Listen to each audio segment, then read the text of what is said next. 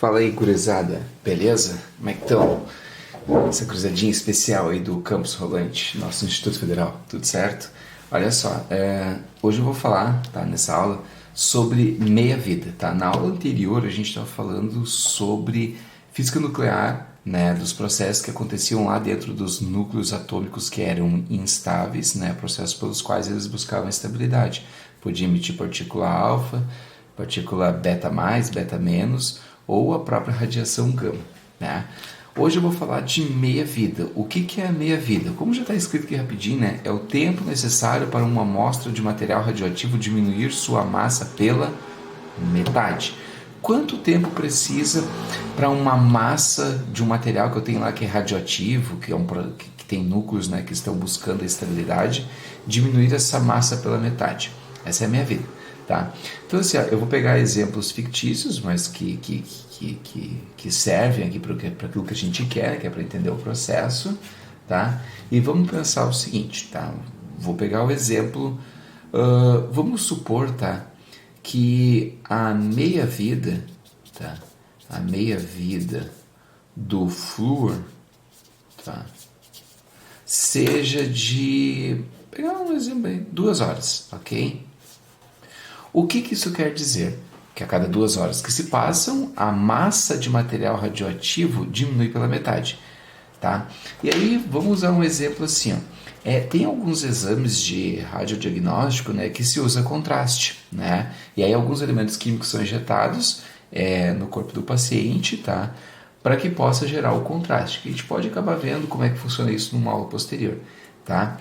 Então vamos supor o seguinte, tá? Olha como é bem simples e intuitiva a ideia de minha vida, tá? Então, tá, a gente tem aqui um paciente, vou desenhar um paciente em forma de bonequinho aqui, beleza, tá? E esse paciente aqui, esse paciente, ó, e esse paciente aqui, tá? Vamos supor que às 12 horas, tá? Ou seja, meio-dia, alguém injetou nele, tá? Alguém injetou nele, vamos botar 200 ml de material radioativo para contraste, ok? Alguém injetou nele lá 200 ml de um isótopo de flúor que era radioativo. A meia-vida do flúor é de 2 horas, ou seja, se meio-dia foi injetado nesse camarada aqui 200 ml de flúor, quando se passarem 2 horas, tá? Quando se passarem 2 horas, esse bonequinho aqui, nananã, ou seja, quando se passar 2 horas, ou seja, quando forem as 14 horas, quanto de material radioativo ainda tem dentro dessa pessoa? Bom, se a cada 2 horas a massa diminui pela metade, inicialmente eu injetei 200 ml, então depois de 2 horas eu vou ter 100 ml de material radioativo dentro dele ainda, ok? Se passar mais 2 horas, né? Vamos desenhar o carinha aqui de novo, nananã, meio estranhozinho, né? Tá meio sequelado aqui, nananã. Ou seja, quando se passar mais 2 horas, quando forem 16 horas, né? Quanto de material radioativo ainda resta no corpo dele? Quanto desse flúor, né, esse isótopo de flúor radioativo ainda resta dentro dele? A metade disso aqui. Cada 2 horas que passa, diminui pela metade a amostra, né? Então vão ter 50 ml, ok? E assim por diante, né? Vamos passar mais 2 horas, tá? Beleza, vamos desenhar esse carinha aqui, ó. A gente poderia ficar até a eternidade desenhando ele e a gente nunca ia zerar, né? Literalmente zerar a quantidade de flúor que tem dentro dele. Então, quando forem as 18 horas, né? Quanto de flúor ainda tem dentro desse camarada aqui? Opa, que era azulzinho, nananã. Eu ainda tenho 25 ml. E aí, como eu estava falando agora há pouco tempo, quando se passar mais 2 horas, ou seja, quando for às 20 horas, eu vou ter 12,5 ml. Quando se passar mais 2 horas, eu vou ter a metade, 12,5 5, que é 6,25 e assim por diante. Nunca vai zerar, porque a cada 2 horas que vai passando, isso aqui vai diminuindo pela metade, mas a metade de 0,0002 é 0,0001, né? E a metade de 0,0001 é 0,000025, né? E assim por diante, ou seja, tu nunca zera literalmente isso aqui. Vai para valores irrisórios de pequeno, mas zerar mesmo nunca, ok? Então assim, ó, essas primeiras 2 horas que se passaram aqui chama-se primeira meia-vida. Aqui, as outras 2 horas que se passaram depois é a segunda meia-vida. Depois aqui é a terceira meia-vida. Se eu tivesse desenhado um quarto aqui, ó, né, um bonequinho aqui de novo, né, ó, depois mais 2 horas, ou seja, às 20 horas, quanto eu teria nele que ainda de material radioativo dentro dele? A metade disso aqui, que é 12,5 ml, e assim por diante. Aí eu teria passado a quarta meia-vida, né? Ou seja, a cada 2 horas que passa, eu vou passando na meia-vida. Então, após a primeira meia-vida, eu tenho a metade. Após a segunda meia-vida, eu tenho a metade da metade. Após a terceira meia-vida, eu tenho a metade da metade da metade, e assim por diante. Ok? Bom, agora olha só. Se eu quiser saber, tá, qual é a massa de material radioativo que tem lá na enésima meia-vida? Deve ter uma fórmula para isso. E claro que tem. A cada meia-vida diminui pela metade, certo? Então assim, ó, se eu quiser saber a massa final, é só eu pegar a massa inicial e dividir por 2 na N. Por que 2 na N? Eu dividi por 1/2 na N, tá? A massa inicial é os 200 ml. N é um número de meia-vidas, tá? N é um número de meias-vidas. Olha só. Nesse exemplo aqui, ó, eu tive quantas meia-vidas? Eu tive 1, 2, 3, 4. Após a quarta meia-vida, o número final era, a massa final que eu tinha de material radioativo era essa. Se eu aplicar nessa fórmula dá certo? Dá, quer ver? Bem rapidinho. Vamos fazer os cálculos aqui. Então, qual é a massa final? Pego a massa inicial, que eram 200 ml, aqui está em volume, não tem problema, dividido por 2 na N. Foram quantas meia-vidas? 1, 2, 3, 4. 2 na 4, 2 vezes 2, 4, 2 vezes 4, 8, 2 vezes 8, 16. Divide 200 ml por 16, vai dar 12,5, ou seja, funciona com uma graxa. Então, abençoado, meia-vida é isso aqui. É o tempo necessário que uma amostra de material radioativo leva para diminuir a sua massa pela metade. A meia-vida depende de que elemento químico a gente está falando. Aqui eu citei um exemplo do flúor e eu nem sei se é 2 horas de fato. Foi só um exemplo que eu peguei aleatório, ok? Pois, agora olha só. Como é que eu uso essa historinha de meia-vida para datar fósseis? Aí, às vezes tu olha, foi achado lá o osso de dinossauro, lá os caras dizem que tem 150 milhões de anos. Daí tu fica pensando, putz, é balela, que 150 milhões de anos? Como é que os caras sabem que tem 150 milhões de anos?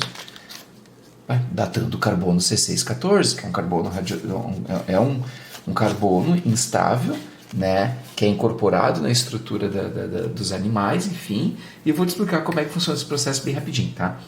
Olha só, vamos supor o seguinte, tá? Aqui tá a Terra, tá? Aqui tá a Terra, bem paquita, tá? Tá a Terra, bem paquita, nananã.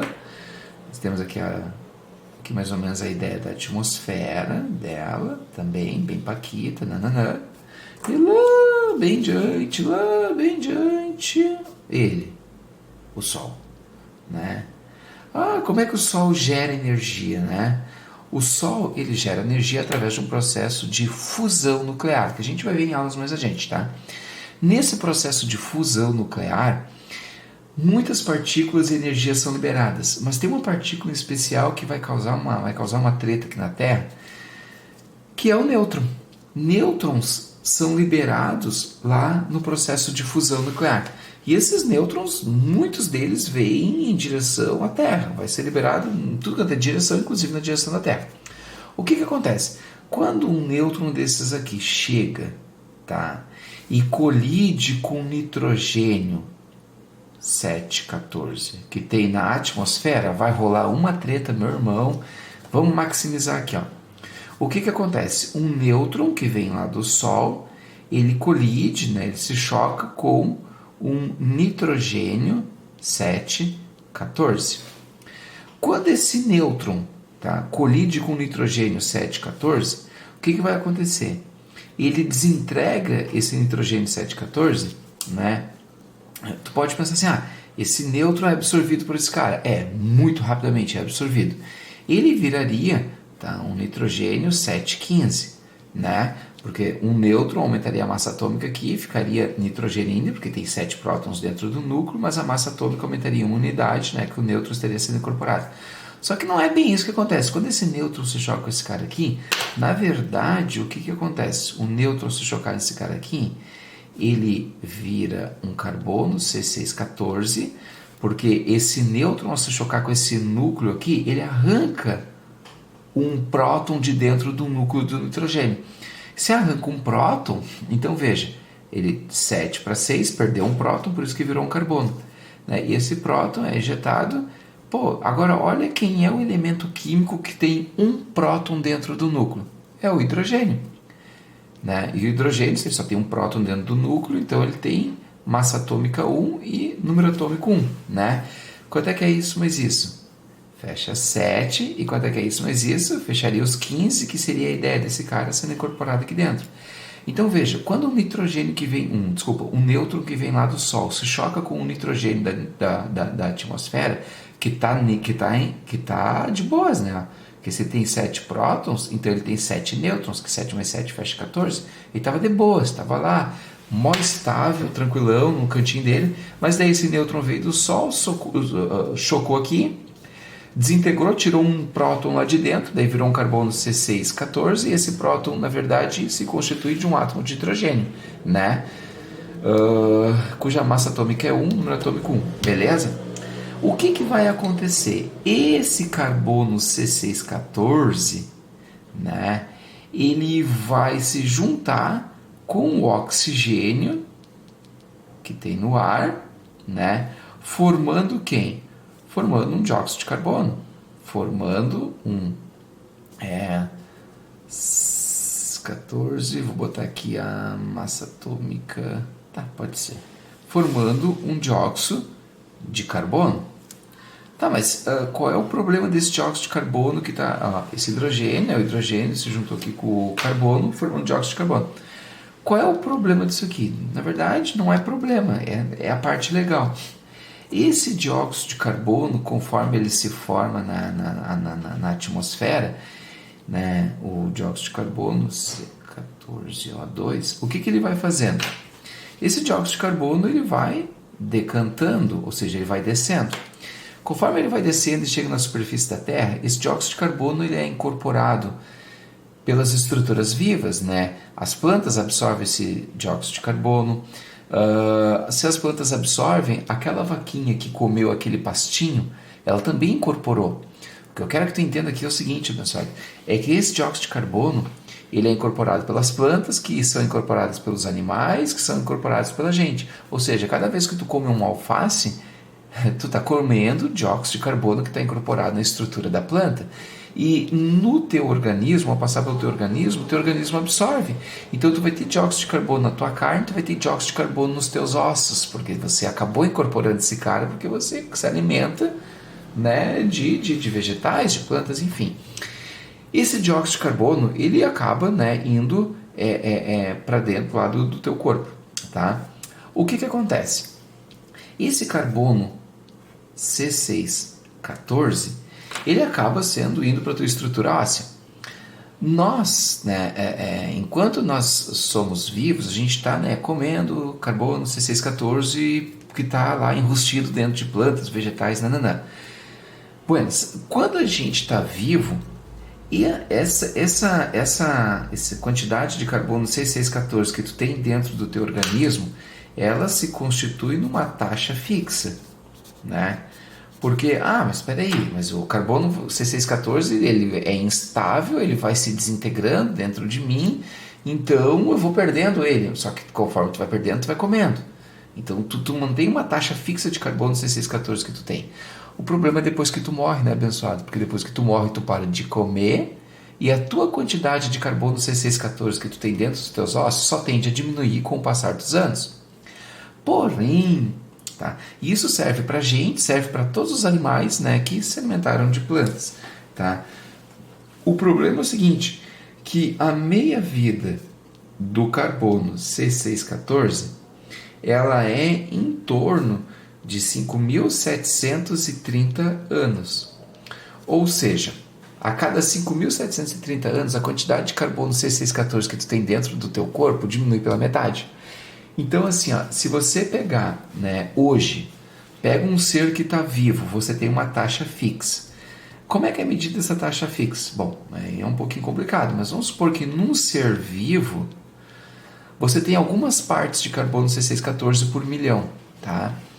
Conforme o tempo vai passando, a quantidade de partes por milhão que tu tem vai diminuindo.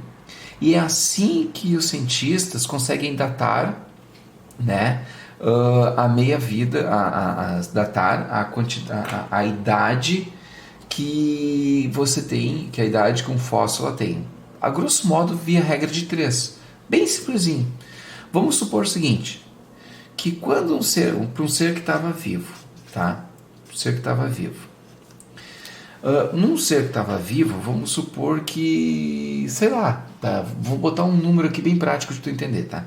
Para um ser que estava vivo, tá? Ele tinha em média, vamos supor, tá? Sei lá, 2.000, tá? 2.000 átomos de carbono C614 por milhão, tá? E isso correspondia a 100% de quando ele está vivo. Só que daí, os caras vão lá e medem, acham um fóssil de dinossauro lá e querem saber que idade tem esse camarada. Só que os caras vão lá e medem e vejam que o carbono C614, ele tem por milhão, ele tem, sei lá, ele tem, vou botar um valor ali, sei lá, 200 partes, tá? Não, vou botar menos, vou botar, sei lá, 50 partes. Essas 50 partes por milhão corresponde a quantos por cento? Os caras vão fazer uma regrinha de 3, né? Posso cortar um zero daqui com zero daqui, posso cortar 2 zeros daqui com 2 zeros daqui, e fazer 2 vezes x, 2x, né? Regrinha de 3, e isso vezes isso dá 5. Então, x corresponde a 2,5%, ou seja, ele tem 2,5% do que ele teria inicialmente. Então, quantas meia-vidas passaram? Pois agora só tu fazer um cálculo lógico, né? Se quando ele estava vivo, ele tinha, a ideia era isso aqui, era 100%, então 2,5%, né? Quer dizer que passaram-se quantas meias-vidas? Aí tu vai fazer os cálculos, se passaram, olha só, se passaram tantas meias-vidas. Tá, mas se cada meia-vida é 5.730 anos. E se passaram 10 meias-vidas, é só tu fazer isso vezes 10, daria 57 mil anos, né? 57 mil anos 300.